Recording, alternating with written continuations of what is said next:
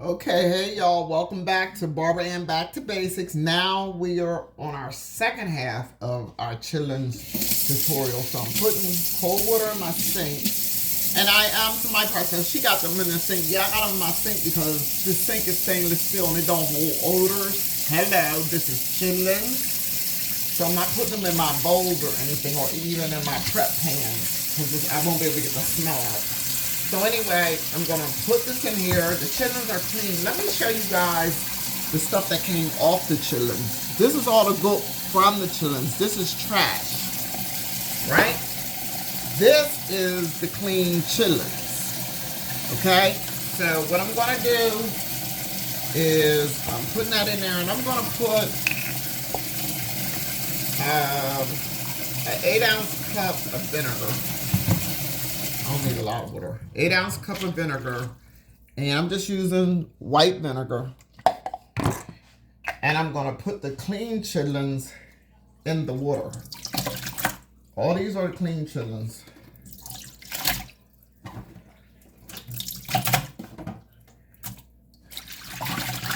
I'm add a little bit of salt to this. Just a little bit. So I can wash them. Just a little bit of salt. And now I'm going to wash the chitlins. And what this does is it'll take off like any really minute little pieces that I didn't get, but I'm almost sure I got them all. But this just helps them. It cleans them. And now, y'all might be saying, well, when's she going to cook them? Y'all, I am getting ready to do a chitlin sale. And I'm doing it for a cause. It's not for me. So it's going to be prepaid in advance, or must I say pre-ordered in advance. And you have to have a form that you have to fill out.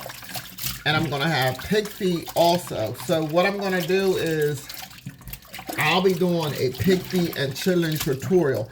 Now, let me tell you this. I'm washing them once.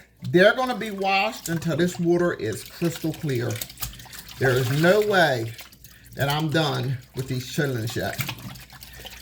And the thing with the vinegar, you don't want to go too heavy because it'll eat up the chitlins because it's an acid. So I'm just, cleaning these. And as I do this, and wash them. Then I'm going to put them back in water. Once again, I'm going to put them right back in the water. I'm going to start all over. But the next time I do them, they won't have the vinegar.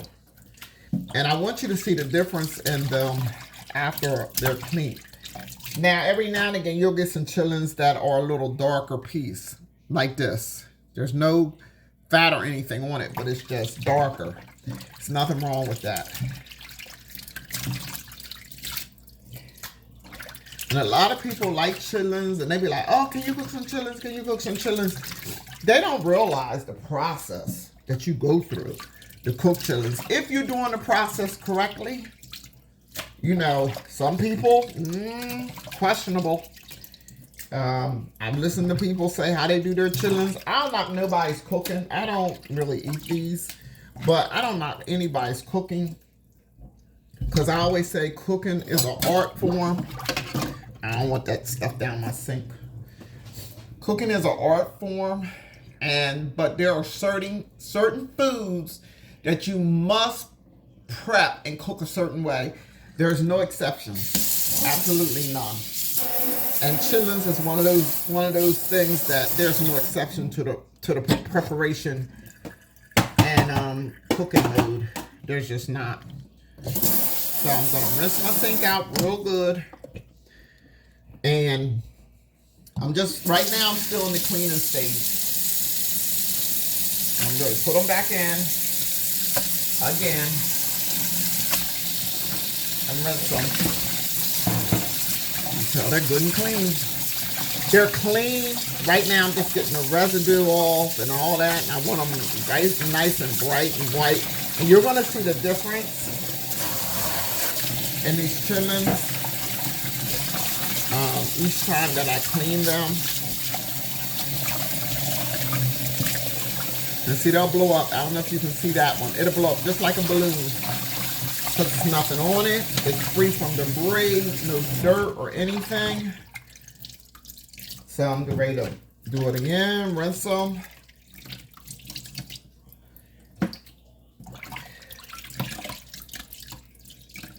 One thing I am, when it comes to food, very particular.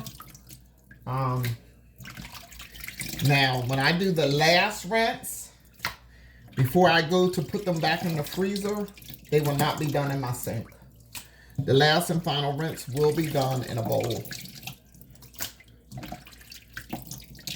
Because this sink has to be sanitized and cleaned. Now, if you can see the water, let me dry my hands. I want you to be able to see the water. See, the water is now clear. So that's what you want when you're doing chitterlings and cleaning them. So now, whew. So now I have my bowl, which I'm going to fill with water. And I'm going to put the chitterlings in the bowl, because this is it. This is my last go round. A nice clean chitterlings. See how clear the water is?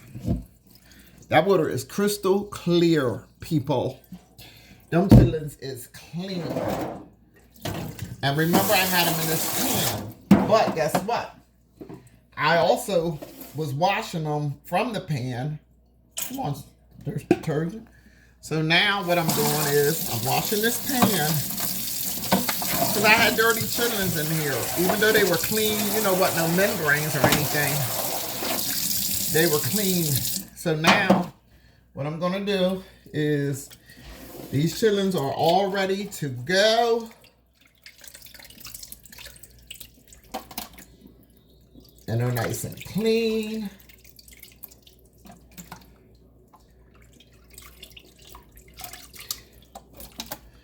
And I'm going to freeze them, and then in a couple of days, I'll do 2 more. These are the 5-pound bags that I'm doing. And they're the Danish crowns. I don't do buckets. I will not touch a bucket. Can't nobody give me a bucket, red or white. I don't do buckets. I do Aunt Bessie's or Danish crowns. That's it. I don't do Queen Ella's either because they're trash. So I do these. So now, these are the chitterlings. They're nice and clean. Look at the water in the bottom of the pan, people. And look, this is the water that I rinsed them in. Look.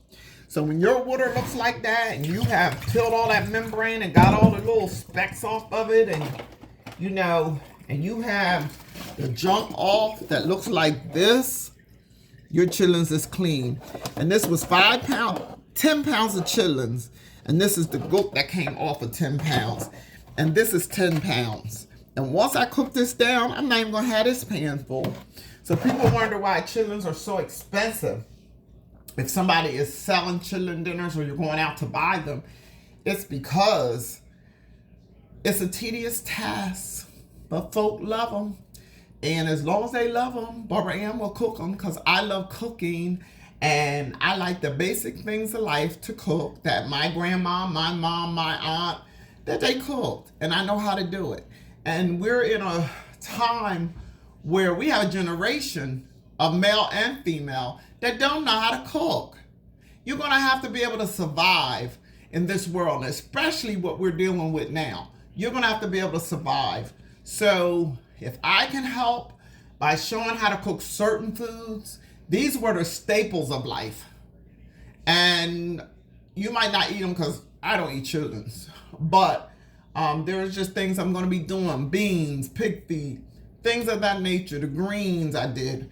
You know, rice. These are the things that we need because these are the staples. So that's it for today. That's the second half. Now, in a couple weeks, because I still got a few bags I got to clean, I'm going to show you the preparation, the cooking preparation. So what you seen was part 1 and part 2 of the cleaning preparation. And these are going back in the freezer until I get all of them clean, and then I'll cook them all in one batch. So until then, be blessed because you are. Stay safe in the upcoming snowstorm. I hope that you got all the essentials that you need. If you have to go out, please be careful and be mindful. Is it a need, or is it a need, or I just want it?